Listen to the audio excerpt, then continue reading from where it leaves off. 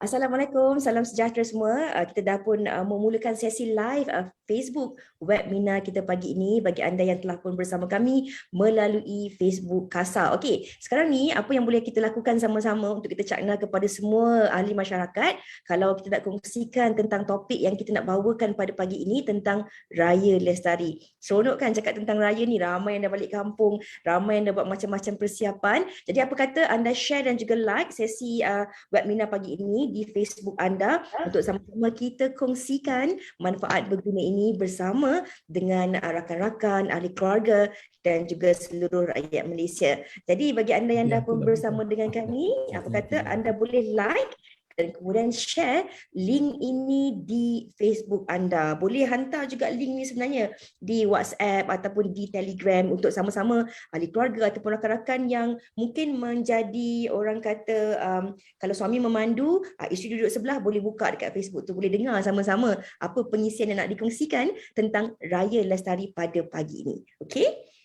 Dan sebelum sambil-sambil anda nak kongsikan tentang kita punya webinar pada pagi ini melalui link di Facebook, tapi sebenarnya Fiza dan juga Kasa nak bawa anda semua untuk saksikan pesanan istimewa daripada Echa. Echa nak pesan apa hari ini tentang Echa puasa. Kita saksikan video ini.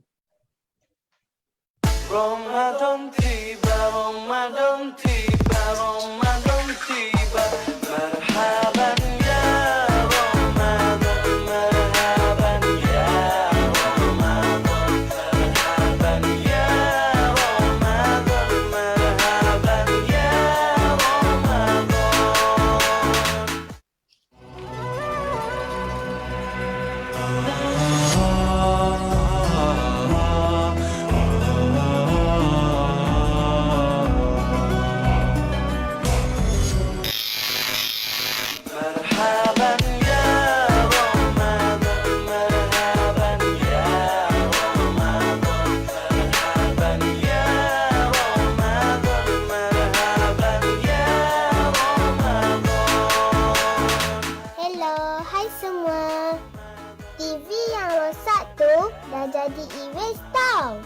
Jadi, kenalah hantar ke pusat pengumpulan yang berdaftar.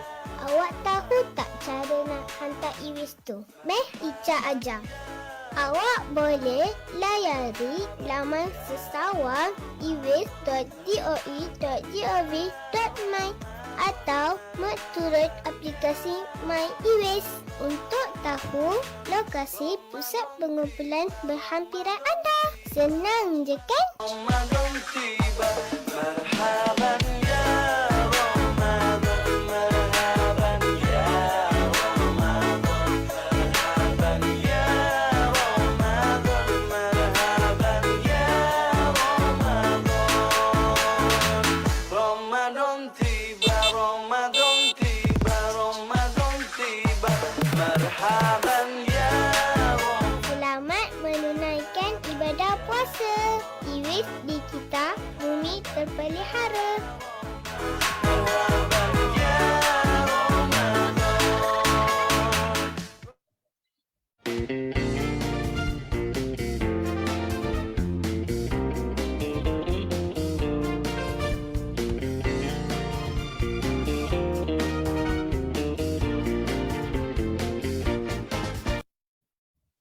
Hai, Assalamualaikum, salam sejahtera, selamat pagi bagi anda semua yang baru saja bersama dengan kami di Facebook Live secara dalam talian ini, di Facebook KASA, di Facebook Astro Awani dan juga di RTM. Terima kasih banyak-banyak kerana sudi bersama dengan kami pagi ini untuk kita merealisasikan sesi webinar berkaitan Raya Lestari yang akan kita bincangkan bersama dengan 3 orang panelis yang cukup hebat, figura yang sememangnya sangat-sangat hebat dalam bidang masing-masing. Saya sendiri pun cukup segan kerana bersama dengan mereka rasa rendah diri sangat. Tetapi ini yang kita nak kongsikan bersama dengan anda pada hari ini tentang Raya Lestari. Kalau cakap tentang Hari Raya, selalu kita sebutlah selamat Hari Raya. Apa sahaja perayaan di Malaysia ini, kita bertuah kerana menjadi rakyat Malaysia ni di negara yang cukup majmuk, yang mana kita ni satu keluarga Malaysia, apa sahaja perayaan itu sama-sama turut kita raikan. Tetapi kalau kita bercakap tentang Hari Raya Aidilfitri pada tahun ini, pastinya ia akan membawa satu perbezaan yang cukup besar. Ini kerana setelah 2 tahun tahun dalam tempoh PKP, kita tak dapat berkunjung bersama dengan sanak saudara, tak dapat pulang ke kampung, jumpa ibu, jumpa ayah, dan ini juga mungkin membuatkan ramai dalam kalangan anda dan juga rakyat Malaysia yang membuat pelbagai persediaan dan persiapan nak meraihkan sambutan Aidilfitri dengan lebih meriah pada tahun ini. Malahan sejak daripada 2-3 hari yang lalu, kalau kita lihat kesesakan lalu lintas dan pemula berlaku, dan semalam kalau kita lihat laporan yang telah pun dikeluarkan di Dada Akhbar, di Kelantan sendiri dah mula mengalami kesesakan lalu lintas, dan dijangkakan pula sebanyak 2 juta kenderaan akan mula bergerak keluar daripada Kuala Lumpur, bermula daripada hari ini sampailah ke hari raya nanti. Dan kalau kita bercakap tentang sambutan hari raya, pastinya ia merupakan satu detik yang sangat bermakna, saat yang mana kita dapat berjumpa dengan sanak saudara, kita dapat bertukar juadah, kita dapat bermaaf-maafan, dan ketika inilah juga hari raya ini pelbagai kenangan-kenangan indah yang akan terus kita ciptakan. Tapi sebenarnya para penonton sekalian, dalam kita nak terus mencipta kenangan terindah dalam sambutan hari raya ini, kita harus juga bertanggungjawab terhadap alam sekitar dan juga apa yang berlaku di sekeliling kita. Itu yang kita nak kongsikan pada hari ini tentang bila bercakap tentang Raya Lestari ini kerana dalam kita nak meraihkan sambutan hari raya bergembira dan sebagainya, kalau sebelum ni kita akur tentang bagaimana untuk kita menjaga SOP dan sebagainya, dengan beberapa kelonggaran SOP yang bakal berlaku pada 1 Mei nanti, kita juga sebenarnya harus menjaga diri kita dan juga alam sekitar kita, khususnya yang mana kita harus tahu bahawa Raya Lestari ini sebenarnya adalah untuk merujuk kepada usaha penyebaran kesedaran pembudayaan gaya hidup hijau ke arah waktu musim perayaan ini dalam mengurangkan pelepasan karbon dan juga pencemaran alam sekitar. Okey, apa antara perkara-perkara yang mungkin boleh berlaku yang kita tak sedar sebenarnya di musim perayaan ni? Contohlah kan, kadang-kadang kita tak sedar yang mana ada macam-macam pembaziran boleh berlaku sepanjang musim perayaan. Nombor 1, pembaziran dari segi elektrik, pembaziran dari segi air, pembaziran dari segi makanan. Maklumlah kan, bila kita kumpul kat kampung tu, ada 5 orang adik-beradik, seorang bawa 2 menu, tapi akhirnya nanti tak habis dan makanan itu akan terbuang dan juga membazir. Jadi, apakah peranan yang harus kita lakukan, bagaimana kita nak terus cakna dan berkongsi tentang Raya Lestari ini? Ini yang sebenarnya kita nak kongsikan bersama dengan 3 orang figura dan juga panelis hebat kita pada hari ini. Okey, boleh tak izinkan saya untuk perkenalkan panelis kita yang pertama, iaitu yang berbahagia Datuk Seri Insinyur Dr. Zaini Ujang selaku Ketua Setiausaha KASA. Assalamualaikum, apa khabar Datuk Seri? Waalaikumsalam warahmatullahi, apa khabar? Baik, Alhamdulillah. Datuk Seri ni sebenarnya penonton penerima anugerah Merdeka pertama pada tahun 2009. Kalau boleh saya kongsikanlah sedikit kan. Sebenarnya Datuk Seri ni juga dah pun menjadi KSU KASA sejak daripada 2020. Tapi dah banyak berkhidmat di beberapa kementerian sebelum ini. Yang paling menarik perhatian saya, dah menerbitkan 300 artikel dan dah pun menulis lebih kurang 46 buah buku. Betul Datuk Seri? Ya, 46. Ya. Masya Allah, hebatnya. Datuk Seri balik kampung mana tahun ni? Saya balik kampung isteri di Kuala Sungai Baru, Melaka. Okey. Hari apa tu nanti nak balik? Sepatutnya hari inilah, tapi sebabkan oleh acara kita ni, saya awal pagi besok pukul Awal berapa? Seawalnya, insyaAllah. Baju raya colour apa tahun ni? Kalau pink.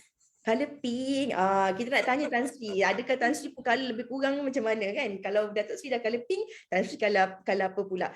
Selain bersama dengan yang berbahagia Datuk Sri, kita juga bersama dengan yang berbahagia Tan Sri Dr. Jamilah Mahmud selaku profesor dan juga pengarah eksekutif daripada Sunway Center for Planetary Health. Assalamualaikum Tan Sri, apa khabar?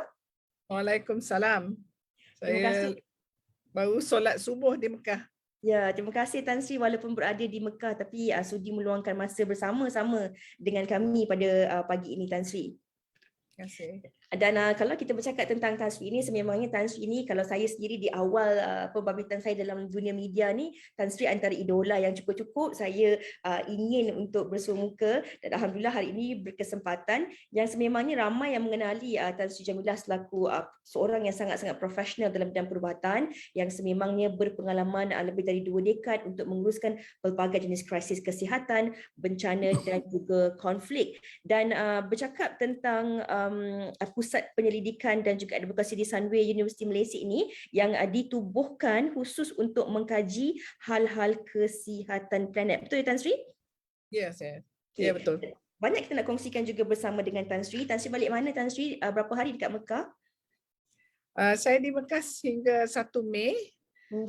Jadi pulang ke KL, beraya di KL dengan keluarga. Alhamdulillah. Kalau tadi Datuk Sri Zaini baju colour pink. Kalau Tan Sri beraya dengan keluarga tahun ni tema apa Tan Sri? Tahun ni sebenarnya kita nak lestari. Jadi kita tak ada beli banyak baju. Kita boleh recycle lagipun yalah, tapi mungkin pakai baju hijau kita lah. Okey, dan kita juga hari ini bersama dengan Yang Berusaha Insinyur Dr. Teknologis Haji Muhammad Asari Daud selaku Presiden Persatuan Air Malaysia. Assalamualaikum, apa khabar Tuan Haji? Boleh unmute? Waalaikumsalam warahmatullahi wabarakatuh. Terima kasih Fiza. Ya, saya panggil Haji Asari boleh ya? Oh boleh. Ya. Tahun ni nak beraya di mana tu? Oh, saya hari ni jadi orang tua lah. Jadi raya di rumah sendiri. Anak-anak datang, kemudian mungkin anak-anak saudara datang. Hari kedua mungkin baru saya pergi rumah siblings. Alhamdulillah. Kalau boleh dikongsikan juga sedikit tentang Haji Asari ini. Haji Asari telah pun menjadi seorang jurutera air sejak daripada tahun 1984 lagi dan sememangnya telah banyak berkhidmat di beberapa negeri di Malaysia ini sebagai jurutera daerah dan juga negeri. Dan selepas Haji Asari bersara, Haji Asari terlibat dalam pelbagai inisiatif dalam memantapkan bekalan air di Malaysia, khususnya melalui platform Persatuan Air Malaysia. Okey, baiklah. Kalau boleh kita mulakan, saya kira mungkin ramai juga dalam kalangan penonton-penonton kita ini yang mana anda boleh terus follow, like dan juga share sesi webinar kita pada pagi ini untuk kita kongsikan tentang Raya Lestari. Saya fikir mungkin ramai orang yang tertanya-tanya apa maksud Raya Lestari itu sebenarnya? Apa beza dia dengan sambutan hari raya yang biasa kita rayakan? Kenapa pula time hari raya Aidilfitri nak kena Raya Lestari? Yang ini mungkin Datuk Sri Zaini boleh kongsikanlah kepada penonton-penonton kita ni. Diorang tak tahu, tak sabar nak tahu kenapa apa beza dia raya biasa kita dengan raya yang kita panggil sebagai Raya Lestari ini. Datuk Sri, silakan. Terima kasih. Saya ada satu slide kalau kita boleh share slide tu. Bukan sahaja Raya Lestari, banyak lagi yang lestari. Contohnya kita telah buat vaksinasi COVID-19 lestari ataupun green vaccination yang Tan Sri Jamilah sangat terlibat, di mana kita pastikan proses vaksinasi itu dapat diselaraskan supaya penghasilan gas-gas karbon dan kalau ada bahan-bahan cemar yang terhasil itu dapat kita bahasa Melayu Inggerisnya sebut offset, kita gantikan dengan sejumlah tanaman pokok untuk sekurang-kurangnya dapat kita menyerap kembali. Jadi bukan sahaja Raya Lestari, Sukan Olimpik 2020 yang di Jepun juga mereka menjadikan sukan lestari, dan di Malaysia pada tahun 2017 kita menganjurkan sukan South Sea Games secara lestari, dan banyak perkara yang kita laksanakan secara lestari ini sesuai dengan matlamat global untuk pada tahun 2050 kita akan sampai satu tahap di mana pelepasan gas-gas rumah kaca yang menyebabkan peningkatan suhu bumi ini dapat dikurangkan pada masa yang sama. Yang masih terhasil itu kita offset, kita ganti dengan sama ada penanaman pokok ataupun hal-hal yang lain lah, carbon capture and storage dan sebagainya. Jadi berbalik kepada Raya Lestari, kita tengok raya biasa tu macam mana keadaannya. Satu, perjalanan jauh. Ya, kita balik kampung dan sebagainya. Nanti kita tanyalah Tan Sri Jamilah sebab beliau ni tinggal lama di luar negeri berbanding saya dan Haji Asari. Apa keadaan masyarakat di luar? Di Malaysia kalau tak balik kampung tu seolah-olah tak berhari raya. Tak sah raya. Kenapa Allah tak balik kampung? Sebab ni seolah-olah macam raya tu tak sempurna lah kalau tak balik kampung. Walaupun kampung tak ada orang, kita berkumpul di kampung. Kalau kampung saya di Negeri Sembilan tu tak ada orang tinggal. di rumah pusaka tu. Tapi kita balik juga jadikan hari itu merayakan di kampung untuk memeriahkan hari raya kita. Jadi perjalanan tu kadang jauh, balik ke menyeberang, dan bukan saja sekelompok manusia, hampir semua balik.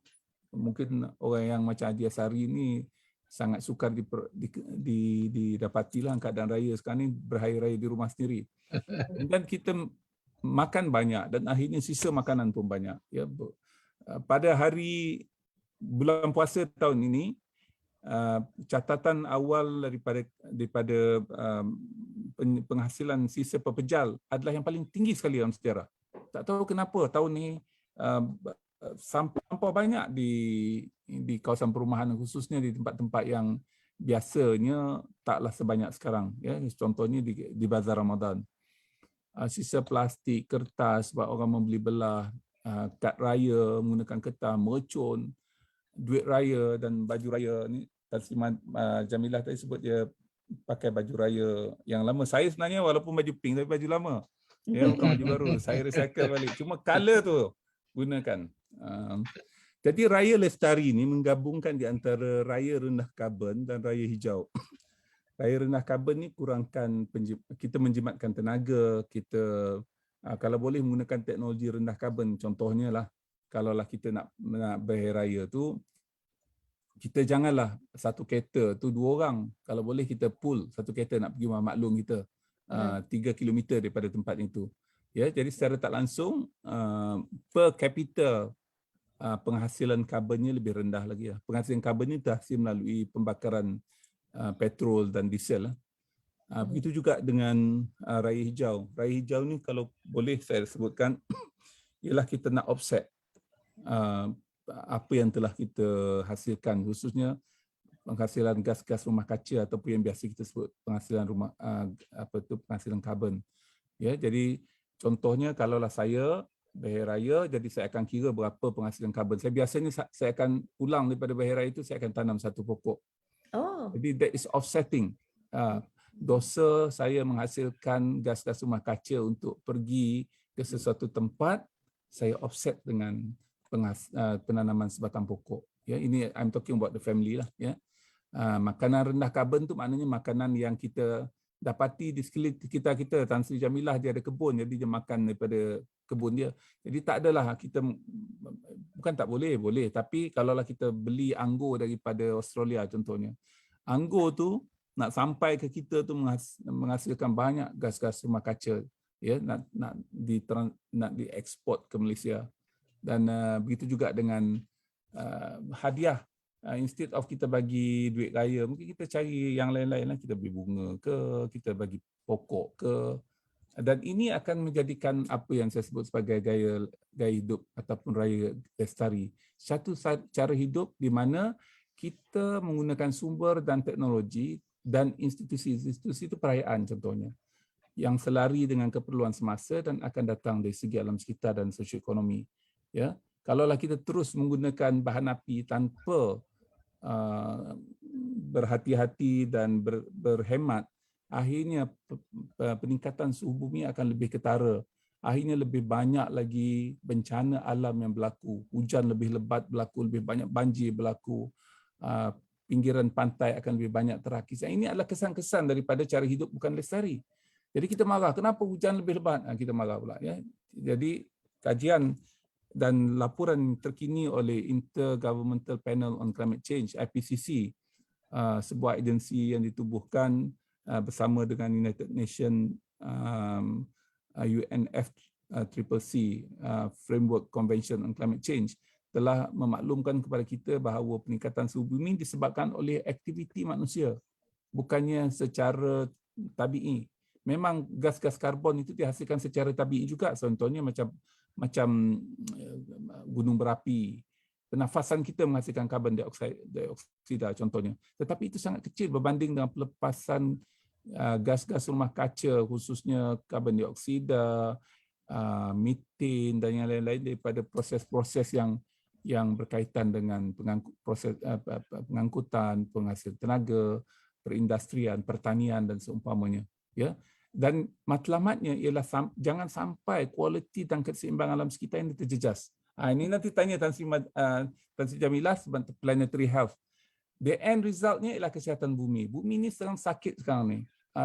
Kalau kita nak andaikan bumi ni setubuh manusia, sebahagian tangan telah kudung ya sebab dipotong orang. Tangan kirinya sekarang ni tengah sopak. Kakinya sekarang ni tengah berdengket, kena pakai tongkat nak berjalan. Sebab apa? Sebab kegiatan manusia yang kita tak sedar, kita merosakkan bumi ini. Sehingga kesihatan bumi kita sangat berada dalam keadaan yang sangat parah. Ya, dan itulah yang akan kita bincangkan. Raya Lestari, kita nak baiki kesihatan bumi supaya kesihatan bumi ini boleh semakin pulih dan insya-Allah kita akan dapat manfaat daripada ini. Wallahu a'lam bishawab. Terima kasih. Assalamualaikum.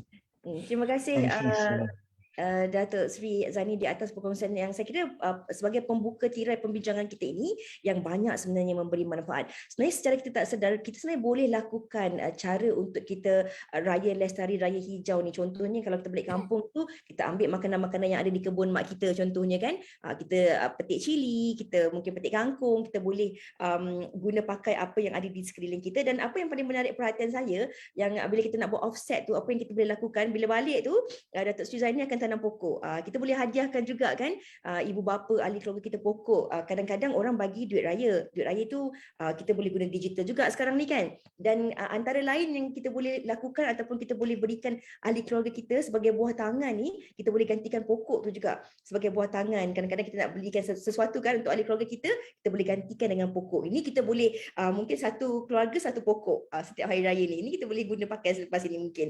Baiklah, kita nak bersama dengan Tan Sri Jamilah pula. Kalau tadi apa yang telah pun dikongsikan oleh Datuk Sri Zani, ada pelbagai pengisian-pengisian telah dikongsikan tentang bagaimana sebenarnya kita harus tahu, harus cakna dan boleh melakukan tentang Raya Lestari ini. Tapi untuk Tan Sri sendiri yang sememangnya ada banyak sangat pengalaman, pernah berhari raya di luar negara, Tan Sri, adakah sebenarnya kalau melalui pengalaman Tan Sri sendiri di luar negara, kalau kita lihat dekat Malaysia ni, makanan menunya banyak. Kita nak hantar dekat saudara mara kita, orang kita pakai tapau lah kan, kita akan pakai plastik dan sebagainya. Tapi kalau kita beli tiffin tapi kita buat hiasan, kita tak bagi kita tak hantar, tak letak makanan dalam tiffin tu, kita jadikan hiasan. Ada 10 kat atas almari tu. Dan dari segi kesihatan bumi dan juga dari segi penggunaan plastik sisa pepejal ini, adakah sebenarnya di luar negara rayanya sama ataupun hanya di Malaysia saja kita dapat lihat perkara ini memang dilihat lebih besar, lebih banyak penggunaan dan juga masalah-masalah seperti sisa pepejal, penggunaan plastik dan sebagainya, Tan Sri. Silakan. Ya, Assalamualaikum. Terima kasih, soalan yang sangat penting ya. Saya alhamdulillah telah mengalami banyak perayaan di luar negara sejak kebelakangan ini. Saya hidup di luar Malaysia lebih kurang 12 tahun. Tapi sebelum tu pun banyak kali dalam raya tu saya di kawasan bencana. Jadi tak adalah suasana raya seperti di sini. Tapi kita harus lihat balik kenapa kita beraya. Pertamanya ialah kita melalui bulan Ramadan yang sangat mulia di mana kita harus banyak muhasabah ya, dan melihat diri kita merendah diri dan bersyukur dan juga hidup dengan zuhud dan dalam mengingatkan amanah kita di bumi ni adalah semata-matanya untuk menyembah Allah ya. Jadi raya Aidil Fitri adalah satu raya yang penting ya, satu raya celebration untuk memeriahkan tapi dengan cara lestari dan sederhana. Jadi untuk saya dan keluarga, kami tidak, saya rasa kalau kita nak fikirkan keluarga kita, silaturahim dan sebagainya, tak payah tunggu sampai raya.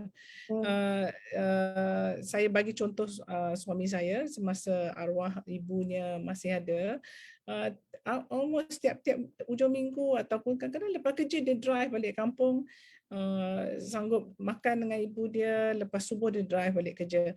Maknanya dia tak tunggu raya. Kalau kita nak ziarah kubur pun takkanlah masa raya je kita nak ingat arwah ayah dan yang mana yang nak mendiang ya.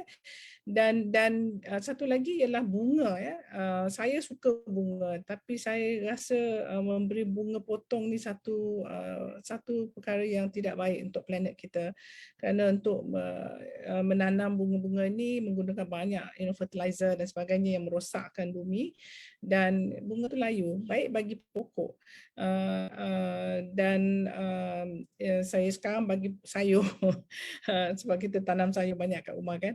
Jadi dari segi perayaannya pula, makanan ni selalu mewah di Malaysia. Kalau dekat tempat lain tu mungkin ada kuih-kuih sikit. Yang penting tu silaturahim. Untuk mengingatkan dan bersyukur. Dan di sini kita banyak makan daging. Jadi daging itu adalah nombor satu tak sihat. Saya sendiri tak makan sangat daging. Jadi yang keduanya ialah carbon dioxide dan methane yang diproduce oleh haiwan, terutamanya lembu dan kambing. Dan saya cari alternatif. Jadi saya buat rendang nangka. Saya selalu hantar dekat Datuk Sri Zaini. Tahun ni dia dah Tak ada lagi, tu belum hantar lagi. So alternatif dari segi apa yang kita boleh hidangkan, tapi yang penting tu jangan terlalu banyak makanan tu. Dan kalau kita dah terbanyak masak, cepat-cepatlah kita masukkan pack-pack siap-siap masuk freezer, jadi kita boleh makan kemudian. Dan juga mungkin containers lah yang saya paling risau ialah single use plastik. Jadi KASA telah mengeluarkan satu polisi yang sangat baik tentang plastik. Jadi macam dikatakan tadi, kalau ada tingkat SIA tu, tiffin tu, gunalah. Tapi tabiat ni bukannya bermula daripada hari raya. Ia patut jadi kebiasaan. Bulan Ramadan kita tahu sisa pejar sangat tinggi penggunaan plastik. Kenapa kita tak boleh bawa kontainer sendiri dari rumah beli? Kan kadang-kadang saya frust juga tengok dia orang nak makan onde sikit tapi dia punya plastik tu punya banyak, sekarang tak jadi saya nak beli. Jadi itulah yang kita tu. Dari satu lagi mungkin saya nak sebut dari segi sisa pejar, saya nak kita insaf.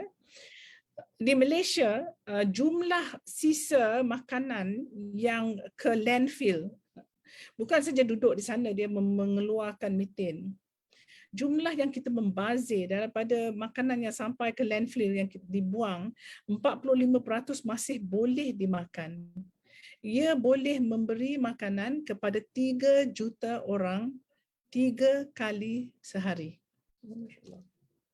Bayangkan bagaimana ramai orang susah di Malaysia dan di luar negara, di mata dunia.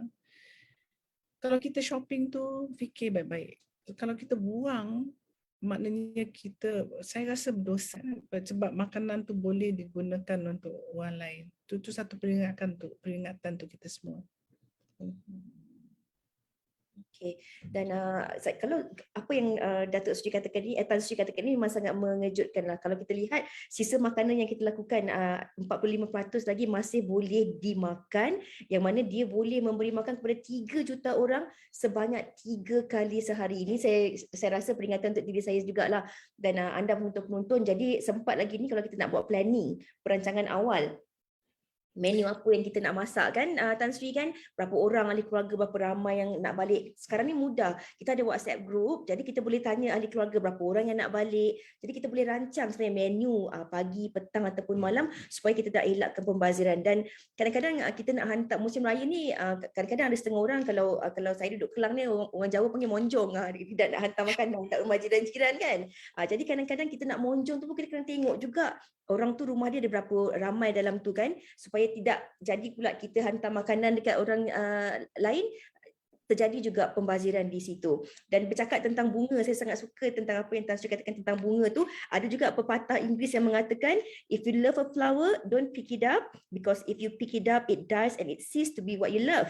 So if you love a flower, let it be.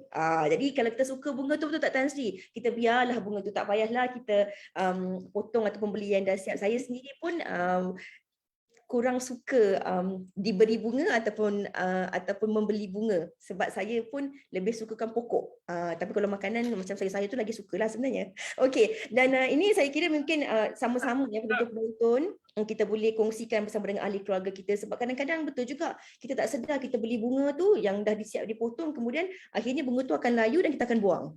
Jadi itu adalah satu pembaziran sebenarnya. Dan kita nak kongsikan juga bersama dengan Haji Asari daripada tadi masa Datuk Seri Zaini dan juga Tan Sri berkongsi pengalaman, Haji tersenyum-senyum je kan. Macam mana Haji, masalah bekalan air semua okey? Air semua cukup bekalan?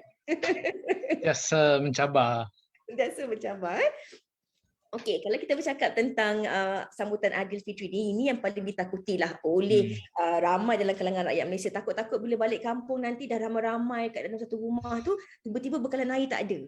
Jadi kalau kita nak cakap tentang masalah air pada musim perayaan ini, Haji, bagaimana sebenarnya kalau kita nak tahu kenapa kadang-kadang kalau setiap kali musim raya je ada masalah air di setiap negeri? Okay, terima kasih.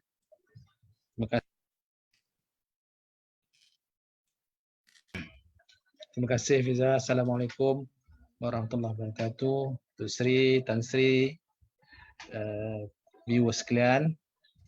Okay, soalan tu memang soalan yang bukan hari raya saja ditanya. Boleh kata every now and then kita terpaksa menjawab soalan-soalan sebeginilah. Kenapa air sentiasa tak cukup? Datuk Seri Zaini selalulah dia punya, bila dia bagi mukaddimah tu dia akan kata bila kita nak pakai 160 liter per person per day, iaitu setaraf dengan negeri-negeri yang maju macam di Singapore is about 150 liters per person per day. Di Malaysia ni kita ada yang sampai 280, sekali ganda daripada negara-negara lain dari segi penggunaan air. Jadi masalah-masalah air ni juga sebahagiannya lah dikaitkan dengan tabiat penggunaan air yang secara orang kata berlebihan lah. Conservation ni kita belum lagi jadikan suatu orang kata budaya dalam masyarakat kita. Jadi pembaziran ini adalah satu perkara yang kita kadang-kadang kita orang kata tak nampak lah. Saya suka petiklah satu hadis yang selalu kita dengar dalam di TV, hadis mengenai dengan mengambil wuduk ni. Untuk Seri Zaini pun selalu sebut hadis ni. Hadis tentang Nabi sallallahu alaihi wasallam, anna Rasulullah sallallahu alaihi wasallam marra Sa'ad. Marra Sa'ad maknanya dia lalu Sa'ad, seorang sahabat nama Sa'ad. Sebagian kata Sa'ad bin Abi Waqqas wa huwa yatawadda. Sa'ad tu sedang berwuduk. Dan Nabi kata ma hadha saraf. Ma hadha saraf tu apa pembaziran ni? Ni tengah wuduk ni. Apa pembaziran ni? Maka Sa'ad jawab, afil wudu israf. Dalam wuduk pun afil wudu israf. Dalam mengambil wuduk pun ada pembaziran. Nabi sallallahu alaihi wasallam jawab, na'am wa in kunta ala nahrin jari. Mana Nabi kata, ya, walaupun kamu tu berada dalam sungai yang mengalir air. Mana dari segi itu, begitu dalam sekali, begitu orang kata terperincinya dari segi perasaan, sensitivity terhadap pembaziran ini.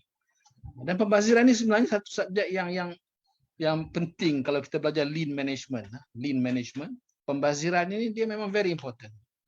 Pembaziran masa, pembaziran tempat, pembaziran kerja, pembaziran pergerakan dan lain-lain apa benda yang kita rasa boleh diperkecilkan, dikonfinekan, diminimaliskan, itu ada wujud ilmu pembaziran.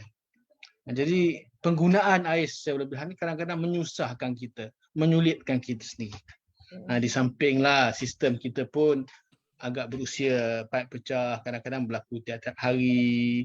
Kemudian kadang-kadang tekanan rendah, kadang-kadang orang menggunakan pam dan pelbagai amalan-amalan yang menyebabkan sistem itu menjadi tidak begitu orang kata kukuh, jadi sentiasa mengalami masalah. Jadi dia ada dua lah, satu di sebelah supply pun ada masalah, dan satu lagi di sebelah demand. Jadi sebagai orang biasa kita ada tanggungjawab untuk mengawal demand pada pihak kita. Macam mana kita nak mengurangkan keperluan kita kepada penggunaan air. Jadi ada banyak cara lah. Kalau kita contoh mengambil wuduk ni, saya diajar oleh Datuk Seri Zaini, mengambil wuduk kalau boleh jangan sampai 0.5 liter pun. Itu Tok Sri. Ditunjuk, saya ingat dia manage to do less than that. Semasa saya duduk jalan-jalan ke masjid-masjid dengan kawan-kawan, kawan-kawan pun ajar saya, kalau ambil wuduk tu tutup. Tapi kalau kita pergi tengok di masjid-masjid, orang tak tutup. Dan orang biar saja. Beberapa hari lepas saya ambil wuduk di airport Changi, Singapura. Jadi saya pun beritahu Sri saya ni, saya hantar gambar ni. Dia punya sistem dia tu, maknanya dia ambil wuduk tu, dia punya design sistem dia tu, maknanya kita ambil wuduk tu, masuk penuh tapak tangan kita tu, kita basuh muka, air tu dia berhenti.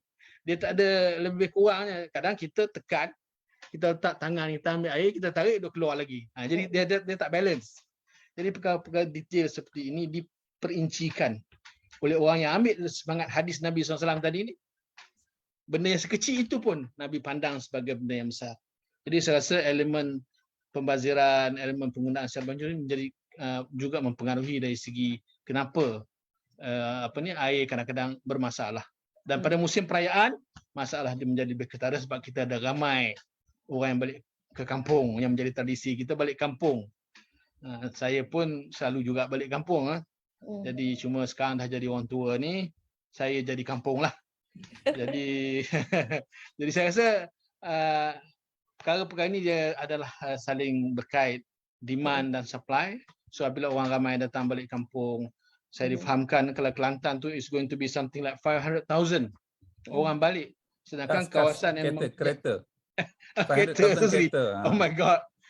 Sedangkan penduduk Kelantan cuma lebih kurang dalam 2 juta dan yang dapat air lebih kurang 70%, 1.4 juta. Jadi 2 juta, 1 juta balik nak pakai air dengan orang 1.4 juta memang tak cukup. Jadi begitulah keadaan. Jadi yang penting kita di pihak sebagai pengguna Lestari Raya ni kita guna air kurang sikitlah. Kita cuba belajar macam mana nak gunakan secara berhemah supaya kita dapat kurangkan demand dengan cara yang tidak langsung kita menyelamatkan supply ataupun mengurangkan impact kepada supply dalam sistem makan air kita.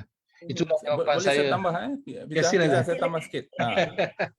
Mungkin terlupa nak kenalkan Tuan Haji Asari, Dr. Asari ini adalah Presiden Persatuan Air Malaysia dan juga adalah ahli Suruhanjaya Perkhidmatan Air Negara. Jadi pandangan beliau tu adalah pandangan yang balance di antara pengeluar dan pengguna, dua-dua, supply and demand. Dari segi supply kita ada isu-isu tertentulah, kita perlukan aset baru, pipe kita kena tukar sebab kehilangan air dalam sistem bekalan air kita sangat tinggi secara purata, ialah 36% di Malaysia ni.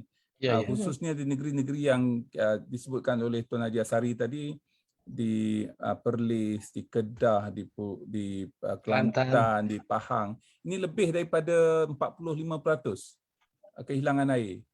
Apatah lagi kalaulah penggunaan banyak di hujung minggu ataupun di hari-hari perayaan. Saya terhimbau satu ketika saya berhari raya di rumah mak mentua saya tu ada 2 bilik air je. Tapi kami semua bawa balik 5 orang anak, 4 orang anak dengan cucu lah apa semua. Kalau ada 4 orang anak, 4 orang cucu, jadi dah berkat 20 orang. Kalau setiap orang ambil masa 15 minit masuk bilik air untuk gosok gigi, buang air kecil ke buang air besar, kemudian mandi, jadi nak tunggu orang yang terakhir tu pukul 7. Tak boleh masuk bilik air lagi. Tak boleh nak semayang lagi. Jadi apa yang kita boleh buat, kita gunakan kesempatan masa pulang beramai-ramai ni, kita belajar mandi secara lebih lestari. Saya sebutkan mandi tu sepatutnya tak lebih daripada 10 liter lah. Kalau 10 liter tu sebenarnya banyak tapi jangan lebih. Kalau ada hadis Nabi SAW, mandi tu 3 liter je. Kalau 10 liter ni, ketika kita buat kajian, dia lebih kurang dalam pancutan air selama 3 minit. Jadi kalau kita mandi tu, I'm not talking about berada bilik air, I'm talking about air pancutan tu 3 minit. Jadi pancutan itu 3 minit bersamaan lebih kurang dalam 10 liter. Kalaulah kita pancut 10 minit, kalilah 3 lagi. Ya, lebih kurang dalam 30 liter kita gunakan, 35 liter kita gunakan air. Jadi ini sangat penting. Secara purata, kita menggunakan air di Malaysia 234 liter day per capita di Malaysia. Dan ini sangat tinggi berbanding dengan apa yang cadangkan oleh WHO iaitu 160. Negara-negara maju semua rendah pada 160. Bukan kerana mereka ni takut mandi ataupun mereka ni tak suka mandi. Disebabkan oleh penjimatan yang ada dalam pemikiran masing-masing. Ya, sistem yang dibina, dan mereka pun tak eksesif macam kita. Kalau tanya Tan Sri Jamilah di Mekah, kalau lah pergi ambil air di public ambil tempat ambil wuduk tu, tengok orang ambil sikit je air, ya, sikit. Tapi kalau ada yang mencurah tu, tanya dia kampung mana. Mesti kata saya daripada Rombau, daripada Rombau ke. Sebab confirm itulah orang Malaysia. Daripada jauh tengok dia berwuduk itu menunjukkan negara mana dia berasal. Kalau lah berdikit itu biasanya ialah daripada negeri-negeri Afrika Utara, Afrika dan sebagainya. Memang dia ambil lepas tutup. Ambil tutup. Pilih air itu. Betul. Wallahu a'lam. Tapi ada juga orang Malaysia yang lebih lestari. Jadi saya gembira tengok di Masjidil Haram tu ramai, saya sendiri membeli spray ya. Maknanya kalau saya nak ambil wuduk sekejap aja, spray air je, tak sampai 1 cawan boleh ambil wuduk sempurna. Sebab ramai tak faham dia ambil wuduk tu kena lari 3 kali lah round apa semua, tidak. Cara wuduk tu kita buat cara Rasulullah SAW, itulah yang paling baik. Tapi di sini pun di Mekah, Datuk Sri Zaini dah tempat wuduk tu, dia timer, dia tekan air tak mengalir terus. Jadi dia macam spray, tapi lama lah, tak macam Singapura. Tapi sebabnya ialah di Singapura dan sebagainya, kenapa mereka berjimat? Sebab air tu mahal. Di Malaysia air tu murah. Jadi oleh kerana rakyat kalau naik harga air ke naik elektrik ke marah kan. Jadi mereka tak jimat. Ini sangat penting dari segi untuk mendapat tabiat yang betul. Mungkin ada insentif dan juga disinsentif yang penting untuk kita semua. Boleh tak saya tambah satu tadi yang saya sebut tentang raya lestari tu. Yang saya paling tak tahan tu ialah mercun dengan fireworks. Nombor 1 berbahaya. Saya pun tak faham dengar kata dah tak legal kan, maknanya benda tu haram kan dari segi undang-undang lah. Tapi ia bukan saja, sekarang makin kuat saya tengok hari Ramadan pertama pun dah ada mercun dengan bunga api.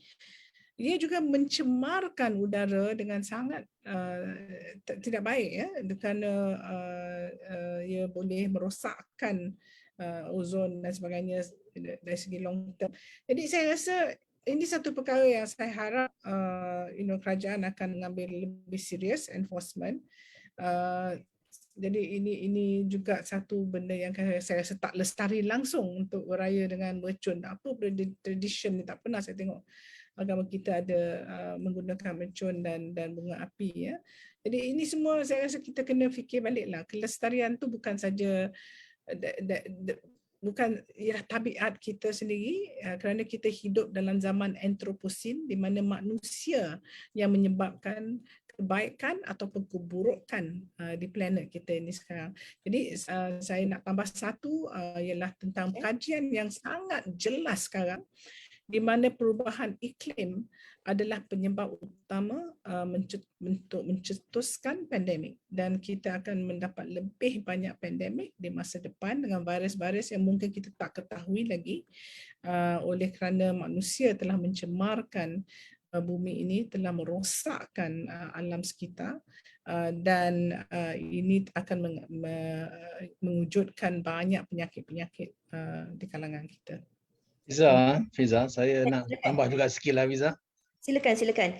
Ya, saya ucap terima kasih banyaklah kat Tan Sri Dr. Jamilah lah sebut tentang air di Malaysia ni murah. Jadi ini adalah satu masalah juga sebenarnya apabila murah, kita nak buat langkah-langkah penjimatan.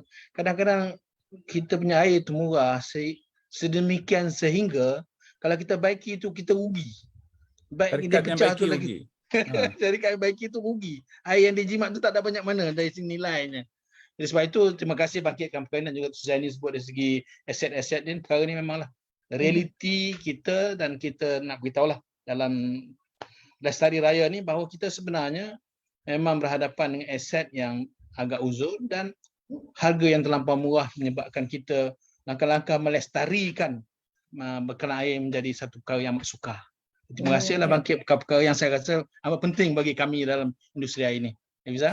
Dan kalau kita bercakap juga tentang dalam industri air ni kan, sebelum kita sebagai pengguna ni, kalau ada kekurangan bekalan air, kita nak terus marah. Sebenarnya kita juga harus menghargai sebenarnya bagaimana proses air tu sebelum kita minum secawan air tu, bagaimana proses-proses yang harus dilalui dan juga dilakukan daripada proses nak pindahkan air daripada satu tempat, daripada air kepada ampangan, kemudian proses keluar kat rumah kita dalam pipe dan juga satu cawan. Betul tak Haji Asri? Jadi dalam tempoh hari raya ni, semua orang balik kampung berhari raya bersama dengan keluarga, tetapi petugas-petugas ini masih lagi bekerja. Jadi sebelum sebagai pengguna kita nak marah, kita pun harus tahu peranan kita, dan kita juga harus menjadi peranan yang memainkan peranan yang bijak untuk kita memastikan perkara ini dapat sama-sama dilakukan dalam lestari raya. Seperti apa yang Tan Sri katakan tadi, perubahan iklim itu akan mencetuskan lebih banyak lagi pandemik, akan menimbulkan lebih banyak lagi penyakit. Jadi kita kena mula sekarang untuk sama-sama kita menjaga bumi kita, menjaga kesihatan bumi kita dan planet kita ini. Baiklah, sebenarnya Datuk Sri Zaini, Tan Sri dan juga Haji Asri, ada banyak juga soalan daripada rakan-rakan kita di Facebook, yang mana soalan-soalan terbaik yang kita pilih ini juga, mereka akan mendapat hadiah merupa 5 naskah buku bersama Memakmurkan Bumi daripada KASA sendiri, terbitan KASA, iaitu Bumi buku dia. Kalau izinkan saya nak baca soalan yang pertama. Ini soalan pertama daripada Atira Zailan. Saya kira soalan ini untuk Datuk Sri Zaini.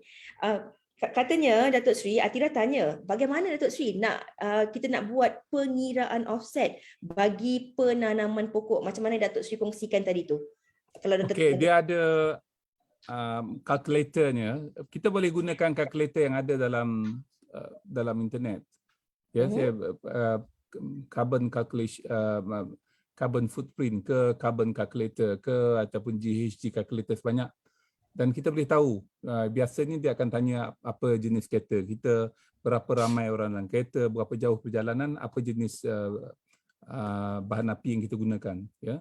Jadi kita akan dapat tahulah, dan dia selepas daripada itu kita boleh convert kepada jumlah pokok yang perlu ditanam. Selalunya kalau kita naik kapal terbang, kita beli tiket kapal terbang tu, dia bagi tahu perjalanan daripada Kuala Lumpur ke Jeddah. Kalau kapal terbang tu penuh, bahagi dengan jumlah penumpang, dan dia akan bagi tahu allocation setiap orang berapa penghasilan karbon ataupun gas-gas rumah kaca. Dan ini bersamaan dengan sebatang pokok contohnya lah. Ya, jadi kalaulah balik kita tanam sebatang pokok lagi, jadi 2 batang pokok. Dia bagi option, kita boleh tanam sendiri ataupun kita boleh salurkan duit tu kepada syarikat penerbangan. Syarikat penerbangan bagi tahu kami sedang menanam pokok di Afrika. Setiap batang pokok tu berharga 5 USD. Jadi kalau kita bayar 10 USD, kita dah offset lah tentang pokok yang ataupun pelepasan karbon kita tu. Dan ini yang saya buat.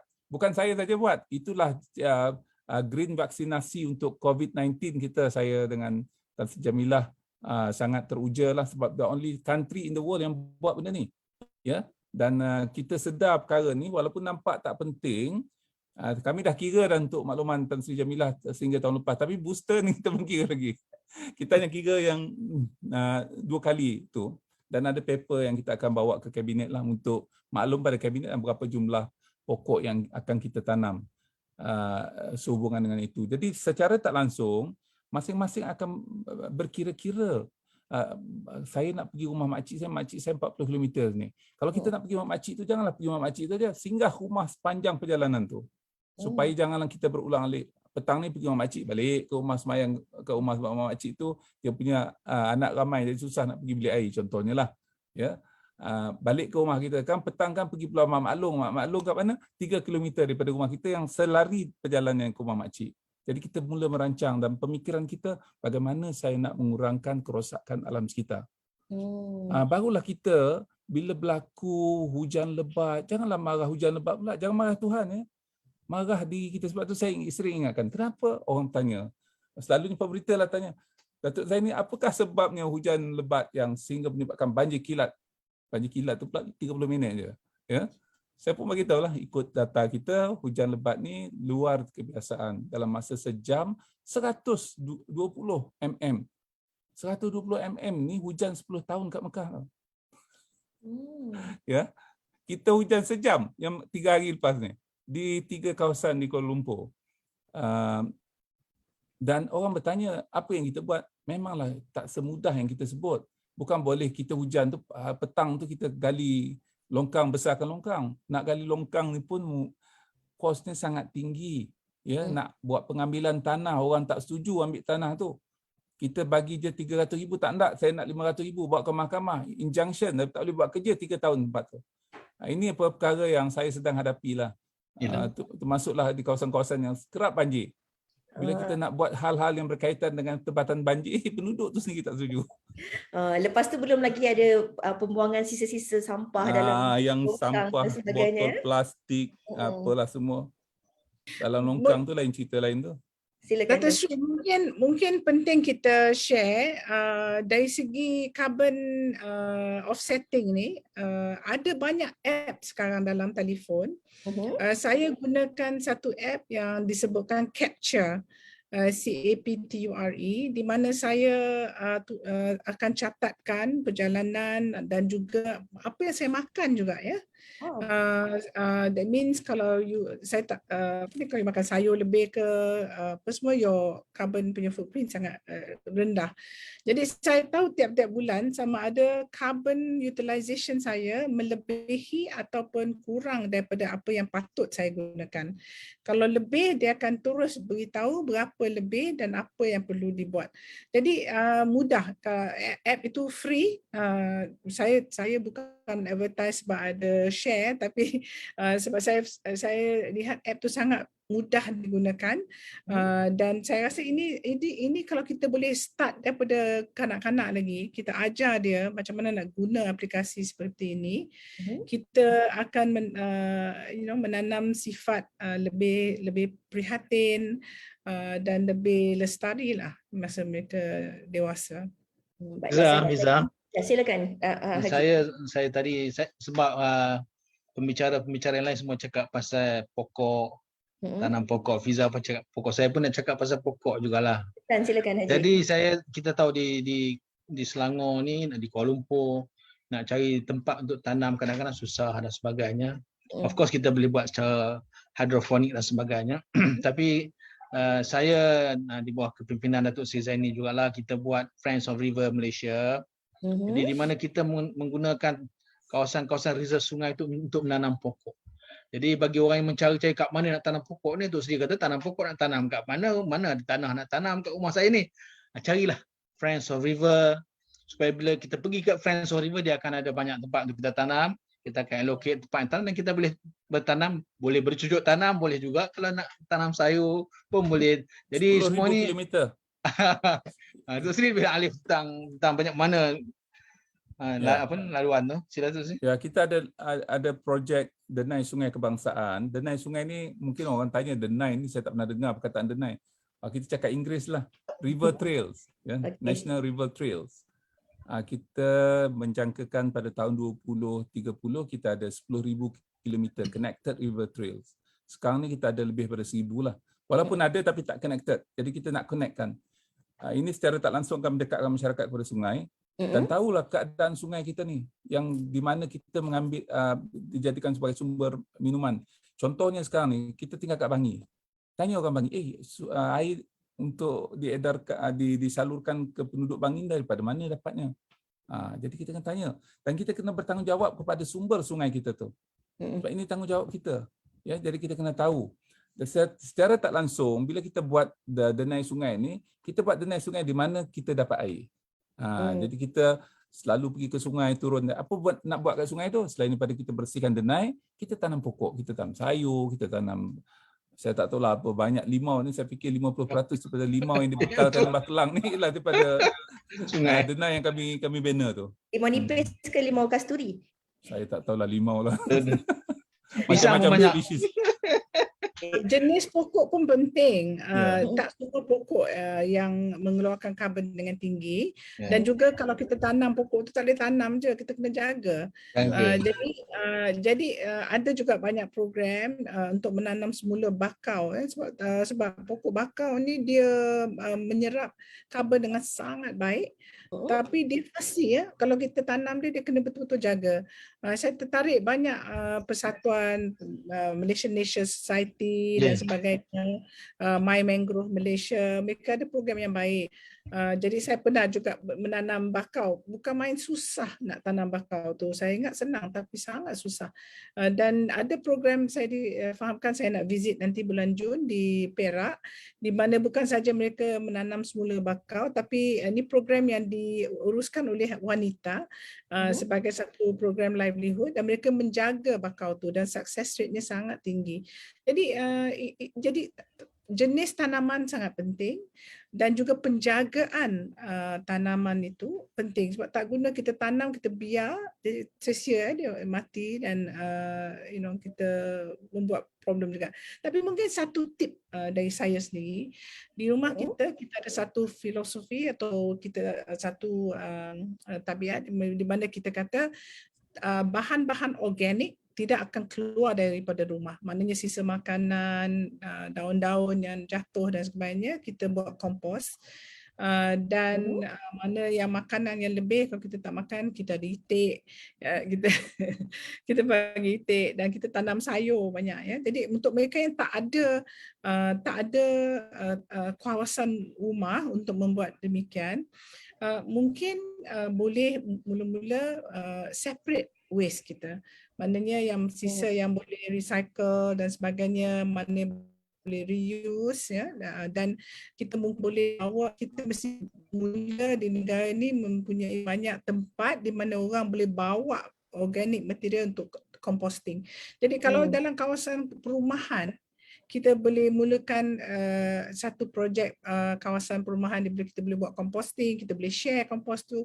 Ia bukan sahaja baik untuk planet dan juga baik untuk tanam-tanaman pokok dan sebagainya, tapi juga mengeratkan silaturahim antara satu housing. Daripada apa yang dikongsikan oleh Datuk Sri Zaini, Tuan Haji dan juga Tan Sri ni, kalau kita lihat bagaimana kita perlu sebenarnya diri kita dan juga keluarga kita ni, kalau cakap tentang penanaman pokok ni, kita kena tahu jenis pokoknya, kita kena tahu cara penjagaannya, tapi yang paling penting kita kena mulakan daripada rumah sendiri. Mak saya sewaktu sihat, Tan Sri, memang dia buat sendiri kompos, kupas bawang, batang sayur dan sebagainya, dia memang akan letak dalam satu bekas. Kadang-kadang anak ni yang tak faham, mak ni buat apa? Kenapa simpan ni dalam rumah? Rupanya nak dibuatkan kompos. Okey. Ada lagi soalan sebenarnya daripada penonton kita di Facebook. Ini untuk Tan Sri juga. Daripada Muhammad MT, katanya apa pandangan untuk memudahkan masyarakat untuk memahami isu perubahan iklim? Sebab tadi Tan Sri ada ceritakan tentang perubahan iklim. Kerana rata-rata mungkin ramai dalam kalangan rakyat kita masih kurang faham apakah yang dimaksudkan sebagai perubahan iklim ini. Tan Sri, silakan. Ya, saya rasa kita perlu banyak lagi sesi-sesi di mana yang pentingnya satu ialah sains tu mestilah dibuat mudah faham. Kalau kita nak baca report IPCC itu pening kepala. Saya yang saintis pun kadang-kadang confused. Jadi itu tanggungjawab kami sebagai ahli sains, Kementerian Kasar dan sebagainya untuk memberi penerangan dengan mudah faham dengan contoh-contoh. Saya di Sunway University, kita mengambil satu tindakan yang sangat penting menjadi universiti pertama di dunia di mana mahasiswa akan graduate ataupun hanya jika mereka complete satu kursus planetary health, ia mandatory ya. Jadi kita nak bila graduan kita keluar bekerja dan di kerajaan ataupun di industri korporat dan sebagainya, mereka lebih boleh faham apa tindakan mereka yang akan mendapat kesan buruk kepada planet dan kesihatan dan sebagainya. Jadi sekarang saya juga ahli lembaga alam satu foundation dan sekarang tengah buat kajian dan bekerjasama dengan Kementerian Pendidikan di mana kita akan cuba cari jalan untuk menerapkan pengetahuan tentang perubahan iklim, kepentingannya menjaga alam sekitar kepada anak-anak sekolah. Jadi ia kena mula dari kecil ya. Kalau anak-anak tu faham kan dia akan educate ibu bapa dia. Saya nak bagi satu contoh ya. Mungkin dengar di Bali ada satu konsep sekolah di mana namakan Green School, di mana mereka pergi ke sekolah itu, mereka belajar tentang nature dan sebagainya, budak-budak kecil. Di Switzerland, saya duduk di Switzerland 4 tahun setengah, ada forest school. Dan masa pandemik ni, forest school ni ramai anak-anak sebab ibu bapa kata better dia orang sekolah di kawasan terbuka, di pinggir-pinggir forest lah ya. Jadi di sana mereka belajar tentang sungai, tentang pokok-pokok, tentang haiwan yang ada di dalam forest, sementara belajar English atau French atau sebagainya. Jadi ini satu konsep yang sangat baik. Saya rasa mana mereka yang nak buat Montessori ke Tadika ke kena fikirkan bagaimana kita boleh membuat anak-anak cinta kepada alam sekitar dan lebih memahami dia sambil belajar ya. Ya. Maknanya kita lagi kecil. Silakan Nancy. Terputus Nancy, silakan. Nah, itu idea lah for business ya, kalau siapa nak buat forest school. Okey. Baiklah.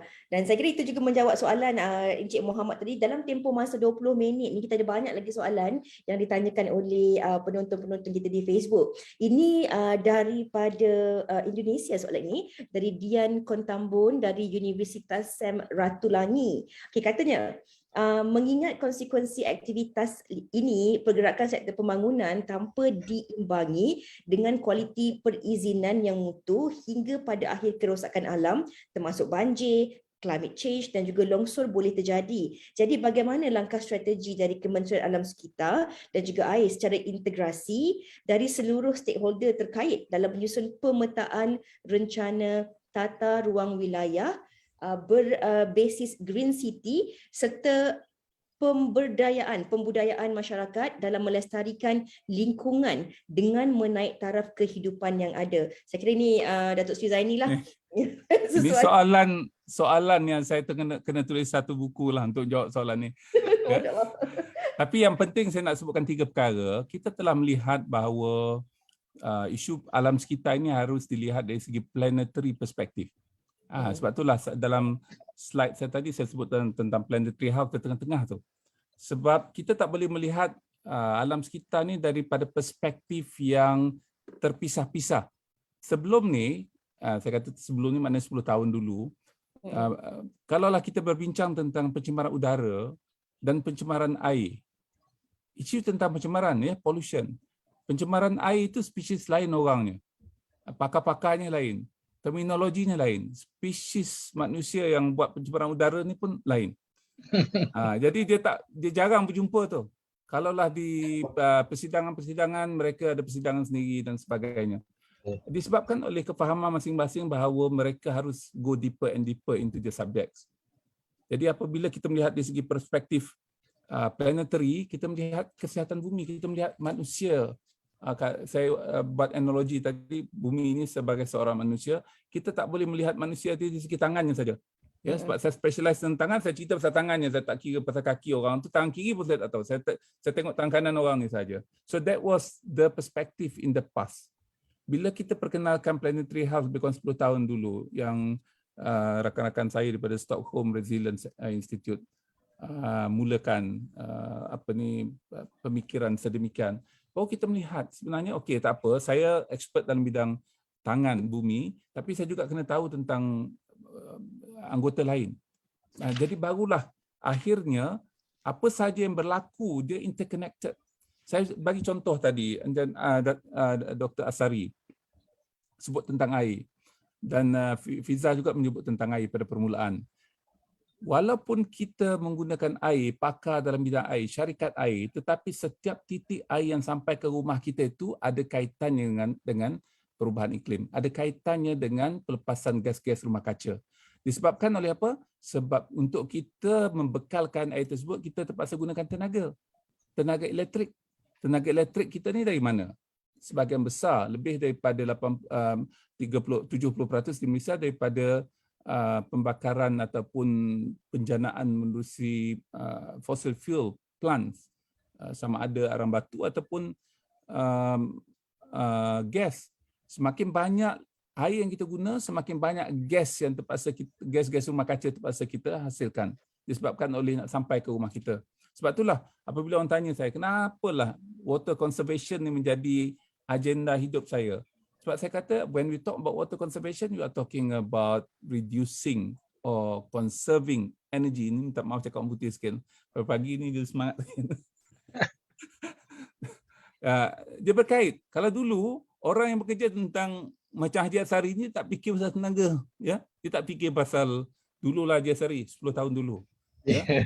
Itu subjek yang baru. Tahun lepas bila saya perkenalkan ucapan-ucapan saya ke dalam Persatuan Air dan sebagainya, saya cerita tentang GHG emission dalam industri air. Yeah. Dan masing-masing macam seolah-olah ambil nota kuliah saya tu macam anak-anak tahu satu di universiti ambil nak belajar, nak study. So nombor satu ialah we must change from academic discipline perspective into planetary perspective. Yang kedua ialah yang juga penting, kita mesti memperkayakan ilmu yang ada dalam masyarakat kita supaya bercambah option yang ada untuk kita maju ke depan.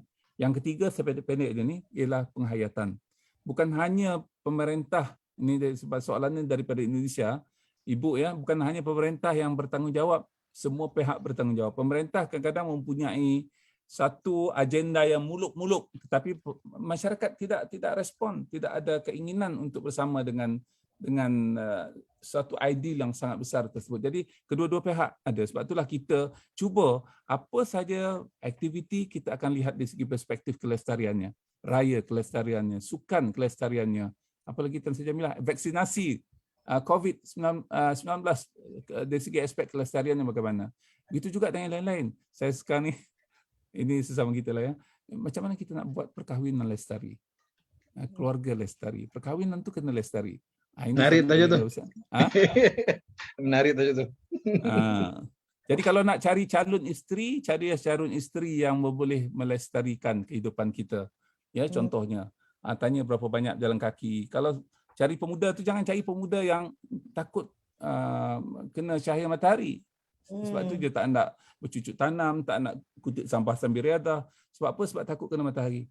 Ya, sebab dia pakai lotion dan sebagainya. Jadi itu tidak lestari, sepatutnya kita diberi prioriti yang agak rendah lah berbanding dengan yang lebih lestari. Yang itu Datuk Sri, kita kena ada satu lagi sesi webinar yang lain ya untuk lestari tu. Okay. Mungkin saya nak tambah sikit.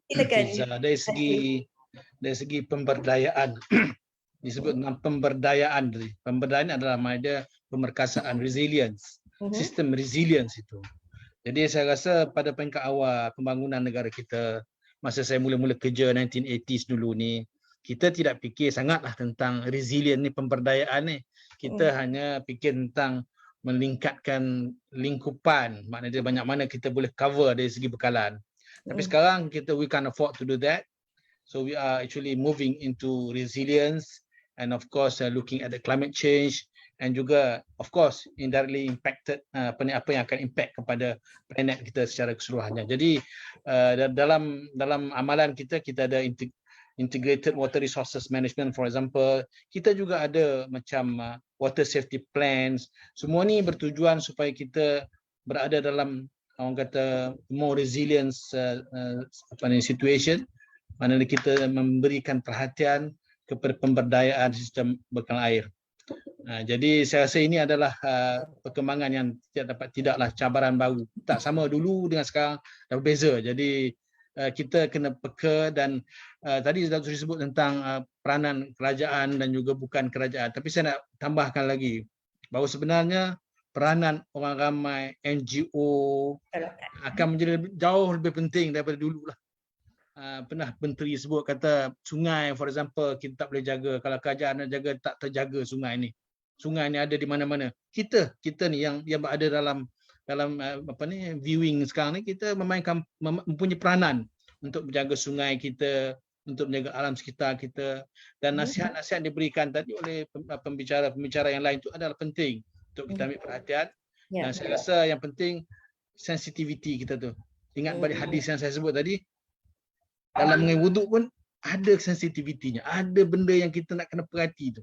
Jadi sekecil-kecil itulah kita perlu melancang apa yang kita buat pada hari raya kita, insya-Allah. Ya, ini bermakna setiap daripada kita ini harus memainkan peranan dan tanggungjawab masing-masing sebenarnya dalam melestarikan ataupun menjayakan kelestarian raya ini. Sebab kalau macam Tan Sri katakan tadi, kita ada apps capture tadi, kita boleh tengok apa yang kita dari segi penggunaan karbon kita, makanan, perjalanan dan sebagainya. Kalau setiap daripada kita ni sebenarnya melakukan perkara yang sama, banyak sebenarnya yang kita boleh lakukan, bumi kita pun insya-Allah akan lebih terjaga. Dan ini Tan Sri, soalan untuk Tan Sri juga daripada Siti Nazira, rakan kita di Facebook ini maklumlah dah raya ni kan, ada orang dia dah start pergi cari buluh buat lemang, ada orang dia dah potong dia punya dahan pokok kelapa nak buat ketupat, tapi ada orang dia tak sempat nak buat ataupun dia mengambil langkah yang mana mereka lebih mudah untuk menggunakan ketupat plastik, ketupat rebus ni kan. Jadi soalannya tentang ketupat original dan ketupat segera yang menggunakan plastik sekali guna. Ni kalau musim hari raya ni banyaklah kan penggunaan plastik sekali guna ni. Kalau boleh Tan Sri komen sedikit, Tan Sri. Ya, sebenarnya plastik sekali guna, single use plastik adalah satu daripada kaedah yang boleh membahayakan kita, ya, sebab baru ni ada kajian di mana mikroplastik, maknanya plastik yang kecil, akibat degradation plastik ini tak akan luput terus, dia makin kecil. Sudah didapati bahawa mikroplastik sudah ada di dalam saluran darah manusia dan juga di dalam najis bayi, ya. Bermakna keadaannya kritikal sekarang. Jadi ialah raya tu kalau kita boleh carilah lemang ataupun, tapi kita boleh buat. Saya sendiri tak pandai masak lemang semua, tapi kawan-kawan saya dan pembantu saya dia pandai buat dalam daun pisang misalnya. Jadi kita boleh innovate, ya. Kalau tengok dia orang pakai daun lerek, ya. Daun lerek tu boleh bersepah, boleh jumpa dekat tepi jalan dan sebagainya, daun lemang, daun pisang dan daripada plastik. Saya rasa dia pun mungkin lebih sedap lah. Dan kalau kita tak ada, kita tanyalah WhatsApp group semua, siapa ada ekstra lemang sebatang bagilah kan. Siapa ada, kita buat barter trading sikit lah. Saya bagi Datuk Sri Zaini rendang nangka, dia bagilah saya ketupat daun palas a few kan. Jadi kita saya bagi tapi kita boleh, antara sahabat-sahabat kita, kalau kita timbulkan semangat bahawa kita nak lestari, kita tak boleh buat seorang. Kita kena, apa yang kita dapat pengalaman atau pengetahuan hari ini pun kita kena share supaya lebih ramai dapat pengalaman, pengetahuan. Jadi kita boleh kumpulkan, start dengan kumpulan kecil pun tak apa. Dari segi influence, ya, saya selalu masa saya kerja sebagai NGO, kita punya filosofi, kalau kita dapat 5% daripada siapa yang kita cuba influence, mereka akan bawa 30%. Kalau 30%, mereka boleh bawa 90%. Jadi kita start growing satu movement atau satu pergerakan di mana kawan-kawan kita, keluarga kita dan rakan-rakan kerja kita dapat menghayati kebaikan hidup dengan lebih lestari. Mungkin saya nak tambah satu, kita selalu suka blame kerajaan kan. Memanglah ada kelemahan mungkin dari segi polisi, tapi polisi itu mungkin baik tapi implementasinya tidak bagus, ya. Tapi kalau saya nak balik kepada antroposin, kita hidup di dalam zaman yang kita sebutkan antroposin, maknanya manusia yang menyebabkan penyebab utama kerosakan planet dan kerosakan kesihatan. Bukan kerajaan, manusia. Kalau saya tengok gambar-gambar daripada kasar, tong gas pun ada dalam parit, tilam pun ada dalam sungai. Kan kadang saya heran, kenapa lah pergi buang tilam dalam sungai. Tapi ini tabiat manusia. Ini bukan tak boleh salahkan sesiapa ya. Mungkin dari segi air, banyak cakap pasal air, mana-mana yang ada kawasan rumah yang terbuka, walaupun rumah teres atau sebagainya, bila hujan tu tak ada air. Saya buat rainwater collection supaya saya dapat jirus pokok, cuci kereta dan sebagainya dengan air rainwater lah yang kita boleh tapis. Nahrim saya rasa boleh buat bottle water dengan rainwater. Saya pun tertarik sangat. Saya nak suruh mereka datang tolong tengokkan macam mana kita boleh buat di rumah ya. Jadi kita hujan tu memanglah menyebabkan banjir, tapi hujan tu adalah juga satu nikmat. Jadi di sini saya nak cerita sikitlah masa kita solat tarawih, imam baca surah, dia menangis, tiba-tiba hujan di Mekah dan saya di bumbung. Saya rasa tak ada seorang pun yang tak menangis sebab di bumi ini hujan tu satu nikmat ya dan satu rahmah. Cuma hujan tu boleh banyak, tapi tindakan kita sebagai individu dan juga sebagai negara, kerajaan dan sebagainya untuk memperdayakan resilience dan membuat adaptasi dan mitigasi, kita boleh hidup dengan hujan yang lebih. InsyaAllah. Dan saya pun tersentuh dengan apa yang Tan Sri katakan tentang bagaimana imam menitikkan air mata bila di Mekah tu. Saya kira itu betul peranan kita sebenarnya. Jangan kita salahkan, macam tadi Datuk Sri Sani kata, kita jangan salahkan Tuhan bila hujan turun, tapi kita sebagai anggota masyarakat, apa peranan yang kita lakukan dalam sama-sama menjaga kelestarian bumi ini. Ini soalan terakhir daripada rakan di Facebook. Selepas ini kita nak minta setiap daripada ahli panel untuk berkongsi tips tentang bagaimana kita nak menjayakan Raya Lestari ini. Soalan daripada Muhammad Zul katanya, adakah lestari itu bergantung kepada banyaknya pokok yang ada dan apa jenis pokok yang sesuai untuk menyumbang kelestarian? Siapa yang nak jawab soalan ni?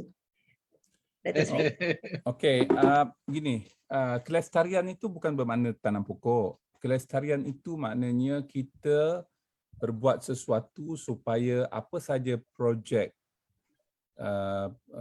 bersifat pembangunan ke projek-projek yang kegiatan manusia ini tidak mencemarkan alam sekitar. Jadi ada dua ya, satu tidak mencemarkan alam sekitar, yang kedua tidak mengganggu keseimbangan ekosistem.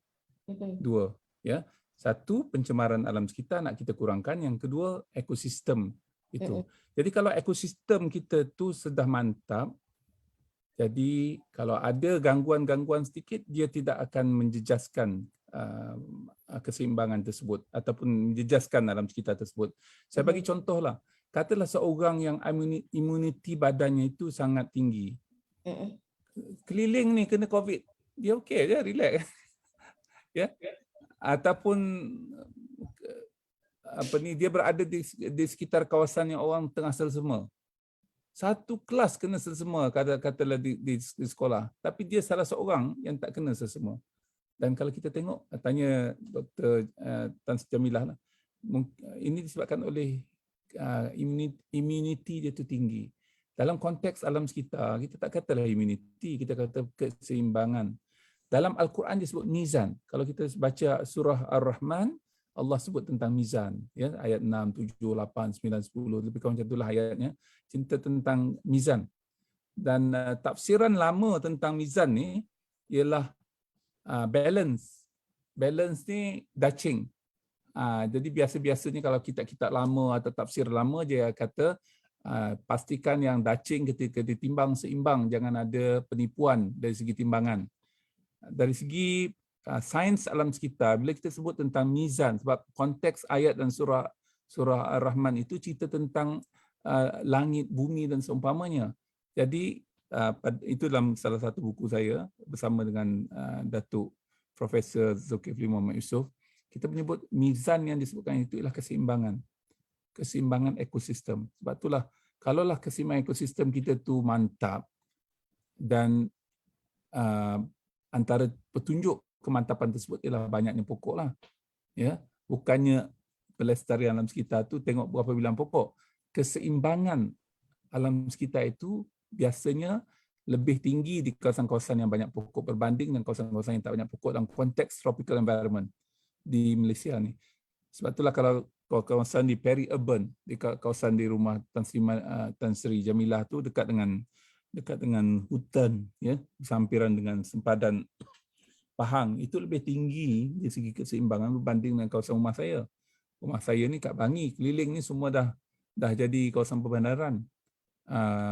So ini adalah perkara yang kita kena buat. Apakah jenis pokoknya dalam konteks alam sekitar ni? Kalaulah dia ada dua, satu pokok di hutan, yang keduanya pokok di wetlands, di kawasan-kawasan tanah lecah, tanah becah, ya, wetlands. Dari segi carbon storage, GHG storage, yang lebih tinggi ialah di dalam wetland system.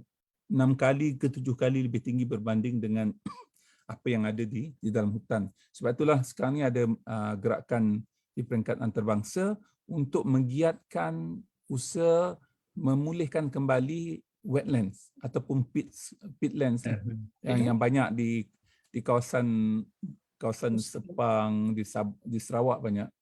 Dan ini lebih besar impaknya berbanding dengan kita tanam hutan di hulu. Sebab dari segi aliran air dan sebagainya dia akan kehilir. Ya, dan apabila dia carbon storage and capture lah. Kalau tidak, kita kena gunakan teknik seperti yang sedang dilakukan oleh Petronas lah, iaitu kita cari di mana sumber pelepasan karbon tersebut, masukkan ke dalam telaga gas yang telah kosong di perut bumi. Itu cerita panjang, susah, mahal, berbilion harganya. Tetapi kalaulah kita cerita tentang wetlands, ini lebih mudah dan lebih praktikal, dan ramai orang lebih faham dan ramai orang lebih nampak impaknya. Ya, kita mungkin boleh mulakan seperti apa yang dikongsikan oleh Tan Sri daripada awal tadi, Datuk Sri dan juga Haji Azri. Macam-macam kita boleh buat, kita boleh tanam sendiri di rumah, kita kena tahu jenis pokok dah tanam, kita kena jagalah pokok kita. Ada juga projek river, Denai River tu kan, river trail tu pun juga boleh kita guna pakai. Dan kita sebenarnya banyak perkara yang kita boleh lakukan sendiri berdikit-dikit, ataupun kita lakukan dengan educate ataupun mengajar anak-anak kita daripada seawal usia kecil untuk menjaga sayang, belajar tanam pokok dan sebagainya.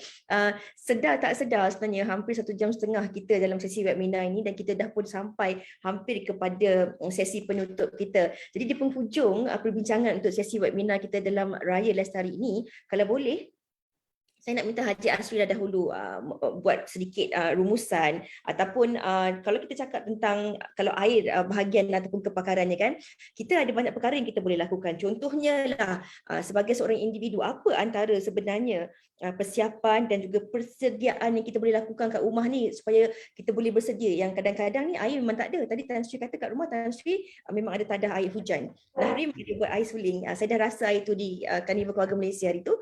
Sedap Tan Sri. Jadi mungkin Haji Azri boleh kongsikan kita sebagai individu kat rumah apa yang kita boleh buat dari segi persediaannya kalau boleh berlakunya masalah tak ada air ini, dan dari segi bagaimana kita nak menjayakan Raya Lestari ini. Haji Azri, silakan.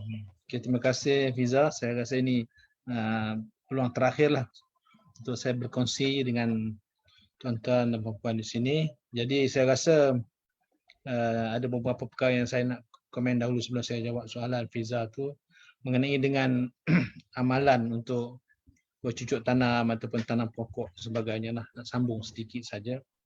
Jadi dalam Quran ada sebut tentang orang yang mati dia meminta kepada Allah Ta'ala untuk balik ke dunia ni. Apa dia nak balik? Dia kata fa'asaddaqu. Aku nak bersedekah. Aku nak bersedekah.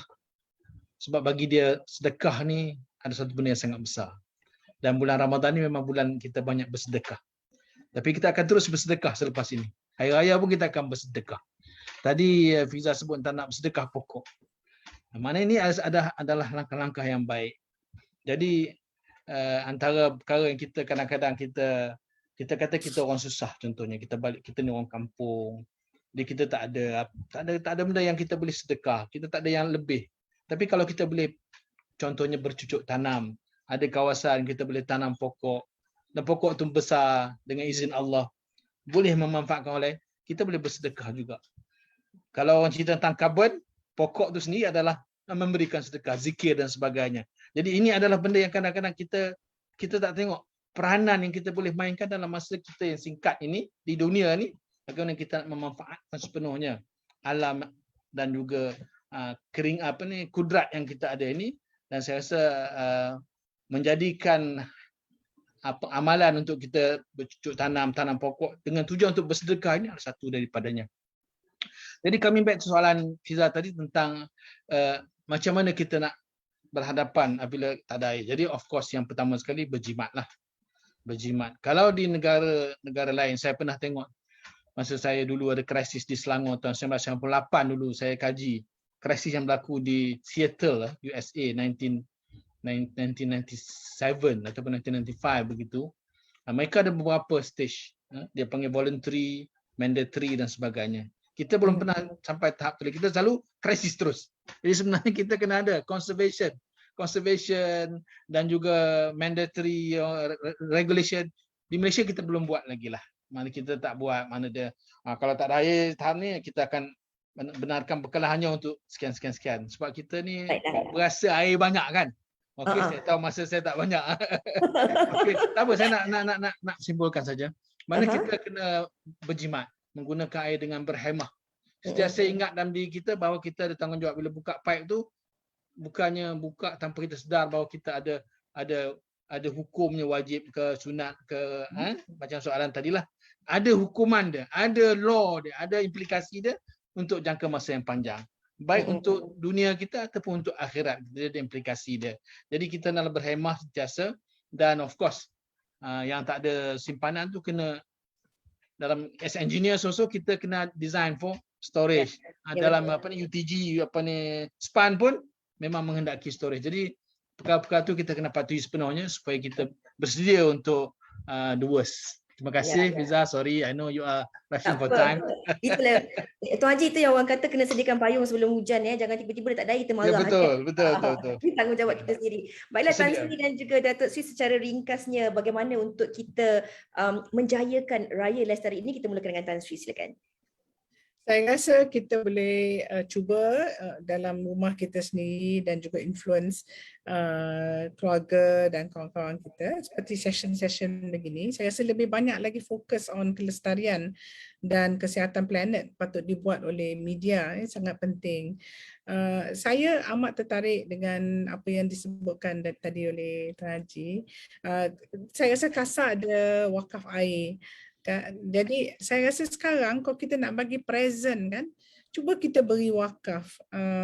Maknanya kalau kita beri birthday present atau sebagainya, kita bagi sertifikat, kita wakafkan air untuk you. Sebab air tu bila kita dah tak ada pun kita dapat dia punya pahala ya. Panak tanaman dan sebagainya. Jadi amal jariah yang berterusan ya, berkebaikan untuk orang ya. Jadi itu satu. Yang keduanya saya rasa yang paling penting kita ada kesedaran dan everything kita buat tu kita fikir dulu apakah impact ini atas bumi, atas planet dan kesihatan. Dan segi saya sebagai seorang doktor, saya perlu ingatkan kita semua bahawa untuk menjadi lestari juga adalah untuk menjaga kesihatan. Cara makan secara moderasi. Malaysia mempunyai rakyat yang paling obes di negara ini dan sangat tinggi insiden tekanan darah dan juga kencing manis. Ini semua lifestyle disease, cara kita makan, kurang beriadah dan sebagainya. Jadi dengan itu saya rasa kita dah sebulan Ramadan ni, kita banyak kesedaran, insya-Allah kita baru keluar, belum keluar pun, kita masih dalam pandemik. Banyaklah kita dah insaf. Gunakan masa ini untuk kita press the reset button ya, dan hidup dengan cara yang lebih lestari lagi. InsyaAllah. Satu rumusan yang hebat daripada Tan Sri sendiri dan Datuk Sri Zaini, secara ringkasnya di penghujung webinar ini, bagaimana kita menjayakan Raya Lestari ini? Ya, saya ada slide saya tadi, saya nak tengok balik slide tu ya. Raya Lestari, Raya Gaya Lestari lah ya, yang kata apa beza gaya Raya lestari dengan Raya Aidilfitri. Nanti ada orang tanya soalan tu pula. Apa pun Raya Adha ke ataupun Raya Aidilfitri, kita nak secara gaya lestari. Dan kita kena, sebagaimana yang Tan Sri Jamilah sebutkan tadi, kita kena lihat balik apa hikmah Ramadan yang telah kita lalui, yang sedang di penghujung ni. Ya, dan yang keduanya ialah kita lebih melihat ke dalam. Kita lihat kepentingan ummah rather than diri sendiri.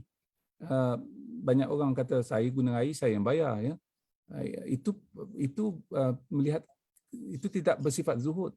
Sifat zuhud, saya gunakan air mudah-mudahan supaya anak-anak saya, supaya keluarga saya, supaya jiran-jiran saya cukup air, bekalan air dari segi ketekanannya mencukupi dan sebagainya. Itu adalah zuhud yang dalam konteks yang nak kita bina secara jama'i dalam konteks kepentingan ummah. Kemudian yang penting juga ialah kenderaan rendah karbon. Ini satu perkara yang penting. Tahun ini kerajaan memberi insentif kepada mereka yang nak membeli kereta-kereta yang rendah karbon, khususnya kereta elektrik lah. Jadi saya masih belum ada perancangan tahun ini, tapi insya-Allah dan tempoh terdekat dah ramai penduduk Malaysia yang dah berhijrah ke kereta elektrik. Tan Sri Jamilah pun tanya saya bila nak beli kereta elektrik. Tapi kereta elektrik masih mahal lagi sekarang ni, tapi kita berazam kurang-kurangnya kita akan tinggalkan kereta yang banyak memberi kesan pada alam sekitar. Dan kita mesti ingat itu kesalahan. Pada tahun 2026, tak ada kereta yang menggunakan petrol dan diesel di banyak negara. Pada tahun 2030, adalah mustahil untuk mendapat kereta kereta petrol dan kereta diesel di United Kingdom. Ini apa yang disebutkan oleh beberapa orang menteri kepada saya daripada Britain. Perkataan yang digunakan ialah mustahil. Jadi sekarang ni kita masih boleh menggunakan, dan kita kena ingat ini sebenarnya bukanlah kenderaan yang paling baik. Inilah menyebabkan pelbagai masalah mudarat kepada kesihatan bumi, dan kita perlu beralih kepada ni. Jangan pula kita rasa tak ada apa-apa pun, ya, tak ada orang kata salah. Memang salah. Dari segi dasarnya kita akan ubah dasar ini. Dan pada tahun mendatang ni akan lebih banyak kereta sampai kita lah. Wallahu a'lam. Baiklah, itu dia tadi saya kira penjelasan daripada Datuk Sri Zaini sendiri bagaimana untuk kita mendapatkan Raya Lestari, bagaimana peranan-peranan yang harus kita ambil yang telah pun dikongsikan oleh Haji Asharuddin daripada Tan Sri sendiri dan juga Datuk Sri Zaini, yang bagaimana untuk kita menjayakan Raya Gaya Lestari ini, bagaimana peranan kita dalam melestarikannya, yang kita sebenarnya setiap daripada kita ini memainkan peranan yang sangat besar dalam menjaga bumi kita yang semakin tenat ini. Tapi banyak yang kita boleh lakukan sendiri, antaranya di musim perayaan ini dengan mengelakkan pelepasan karbon dan juga pencemaran alam, boleh tanam pokok, offset, kita jangan guna single plastic use, kita boleh guna tiffin, hantar, guna mangkuk tingkat ataupun sia tu kan, dan juga elakkan pembaziran makanan, pembaziran tenaga dan juga pembaziran air. Kita nak ucapkan tahniah juga kepada kesemua pemenang-pemenang kita pada hari ini yang mendapat 5 buah buku daripada KASA, iaitu Atira Zailan, Muhammad MT, Dian Kotambunan daripada Universitas Sam Ratulangi, Siti Nazira dan juga Muhammad Noor. Jadi anda berlima boleh hubungi urus setia kita, namanya Hanafi, tapi bukan Hanafi yang viral tu, di talian 016 668 9966. Okey, dan tadi juga sebenarnya Tan Sri ada kongsikan tentang wakaf, yang mana sebenarnya bagi anda yang juga ingin berkesempatan ataupun sama-sama nak mengadaptasi idea yang diberikan oleh Tan Sri tadi, sebenarnya memang ada bersama bulan Ramadan ini dan sambutan bulan berwakaf. Pihak KASA juga ingin mengajak anda semua penonton-penonton untuk bersama-sama menyumbang kepada tabung wakaf air dan juga wakaf Masjid Hijau, yang mana inisiatif wakaf ini dilaksanakan oleh KASA dan juga Yayasan Wakaf Malaysia. Jadi untuk maklumat lanjut, layari laman sesawang dan media sosial KASA untuk anda mungkin boleh sempat lagi nak hadiahkan bersama Ramadan dan juga Hari Raya ni. Kita boleh ganti duit raya kan dengan memberi wakaf ini. Jadi sekali lagi terima kasih kita ucapkan kepada tiga panelis yang cukup hebat. Tak cukup 1.5 jam, mohon KASA buat 3 jam lepas ni. Panelis 1 jam. Terima kasih kita ucapkan kepada Datuk Seri Insinyur Dr. Zaini Ujang selaku Ketua Setiausaha KASA, Pada yang berbahagia, Tan Sri Dr. Jamilah Mahmud, Profesor dan Pengarah Eksekutif Sunway Center for Planetary Health yang berada di Mekah sudi bersama dengan kita ketika ini, dan juga yang berusaha Insinyur Dr. Teknologis Haji Muhammad Asari Daud selaku Presiden Persatuan Air Malaysia dan juga Ahli Jawatan Kuasa SPAN yang berkongsi pelbagai informasi, input-input berguna yang kita harap dapat kita manfaatkan dalam kehidupan kita seharian.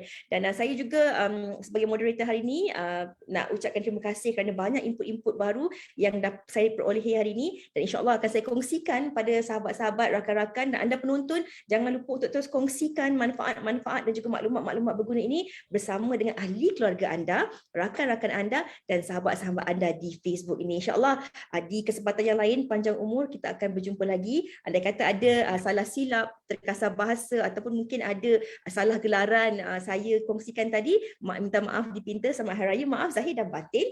Tapi sebelum kita nak tutup sesi kita pada pagi ini, sebenarnya kita nak saksikan juga sebenarnya video daripada KASA. Kita saksikan. Terima kasih. Assalamualaikum.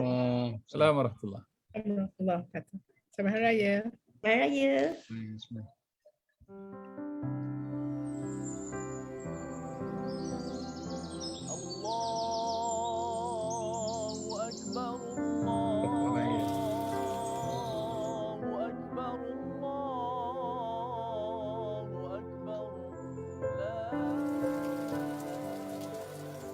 Manalah anak aku si Siti ni.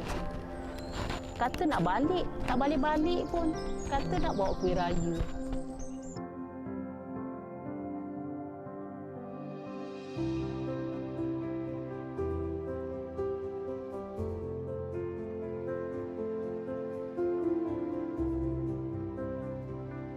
Mak, Abah beli pokok lagi.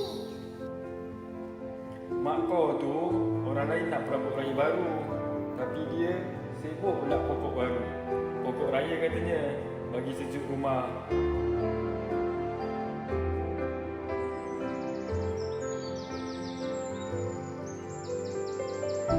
Sedih pula aku pagi-pagi raya ni. Baik aku siram pokok.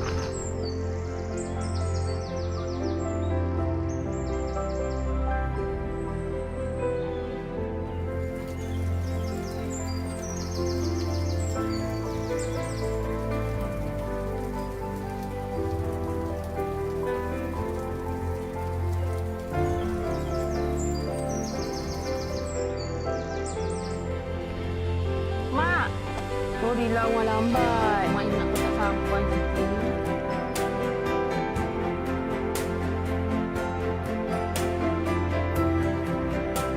Mak, ni ada kuih sikit. Tapi orang pakai bekas macam ni. Kan Mak suka orang pakai bekas tingkat-tingkat ni. Ya dah. Ni ada pokok untuk Mak. Mak, kenapa Mak ni macam baru lepas menangis dia muka tu? Mak teringat kat ayah kau. Selalu bagi pokok raya kat mak. Iya, Ti. Tak serius lah ya. Cantik sikit. Kau tahu tak, Ti? Kalau kita tanam pokok dekat rumah, barulah boleh kurangkan kesan gens rumah hijau. Oh, ya ke? Ya. Mak ni macam profesor lah. Siapa tu? Zaini Ujang? Ya.